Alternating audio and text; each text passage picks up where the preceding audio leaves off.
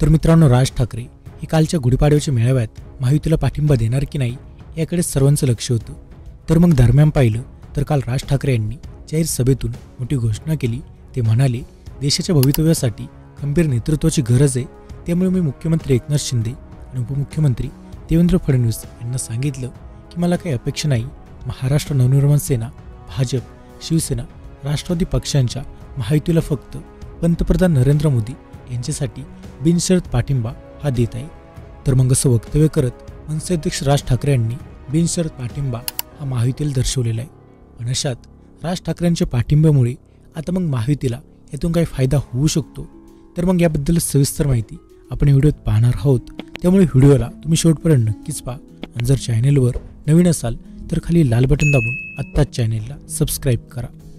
तर खरं तर काल पंतप्रधान नरेंद्र मोदी यांच्या खंबीर नेतृत्वाच्या मुद्द्यावर मनसेने महायुतीला बिनशर्त पाठिंबा जाहीर केला असला तरी त्याचा लोकसभा निवडणुकीत महायुतीला फायदा किती आणि तसेच शिवसेना ठाकरे गटाचे किती नुकसान होऊ शकते याची शक्यता सध्या वर्तवली जाते. तर गेल्या विधानसभा निवडणुकीत पाहिलं तर मनसेला 2.25% मते ही मिळाली होती. त्यातील किती मते महायुतीकडे हस्तांतरित होतात यावर सुद्धा सर्व अवलंबून असेल. तर मनसेने पाहिले तर महायुतीमध्ये यावे म्हणून अनेक दिवस भाजप आणि मुख्यमंत्री एकनाथ शिंदे यांचे प्रयत्न सुरू होते. तर मुंबई आणि ठाण्यात शिवसेनेच्या ठाकरे गटाला शह देण्याकरिता मनसेचा वापर करून घेण्याची भाजप आणि शिंदे गटाची योजना स्पष्ट दिसते. खरं तर एकनाथ शिंदे यांच्या बंडाळनंतरून ठाकरे गटाची ताकद शिल्लक राहिली नाही असे भाजप आणि शिंदे किती दावे करीत असले तरी सुद्धा अजून या दोन्ही पक्षांना ठाकरे यांच्या पक्षाची भीती वाटते. ठाकरे गटाचे आमदार किंवा माजी नगरसेवक शिंदे गटाने फोडले असले तरी शिवसेनेचा पारंपरिक मतदारवर्ग अजूनही पूर्णपणे शिंदे यांच्याकडे हस्तांतरित हा झालेला नाही. ज्यात खरं तर शिवसेना पक्षप्रमुख उद्धव बाळासाहेब ठाकरे यांच्या सभांना राज्याच्या कानाकोपऱ्यात मिळणारा प्रतिसाद हा लक्षात घेता ठाकरे गटाची ताकद अद्याप कायम दिसते.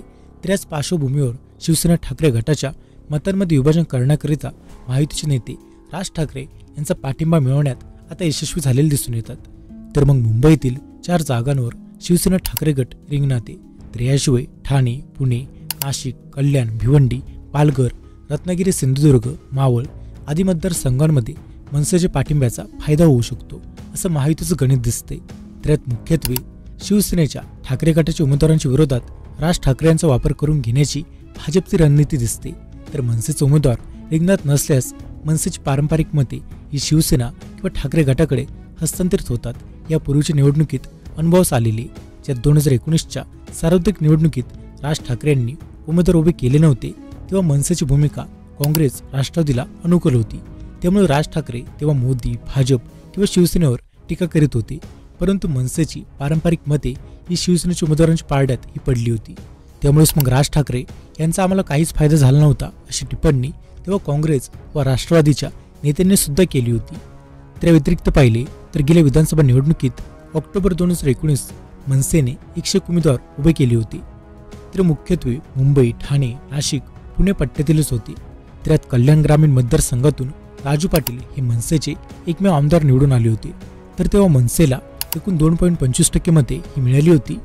तर एकूण मतांची संख्या ही 12,42,435 होती. तर मनसेची सर्वच मते हस्तांतरित झाली नाहीत तरी 1 ते 1.5% मते महायुतीला मिळाल्यास तेवढा फायदा हा होऊ शकतो. तर शिवसेना ठाकरे गट, काँग्रेस आणि राष्ट्रवादीशी एकत्रित सामना करताना भाजप, शिवसेना शिंदे गट आणि राष्ट्रवादी अजित पवार गट यांच्या महायुतीसमोर कडवे आव्हाने. त्यामुळेच मग अशा परिस्थितीत मनसेची मोठ्या प्रमाणावर मते मिळावीत असा महायुतीचा प्रयत्न असेल असंच दिसून येते.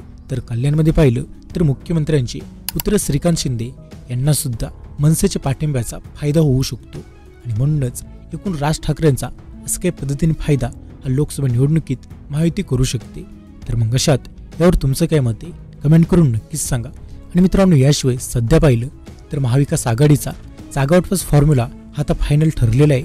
मग अशात यात कोणाला किती जागा सुटल्यात त्याबद्दल सविस्तर माहिती तुम्हाला पाहायची असेल तर आमचा हा व्हिडिओ नक्कीच पहा.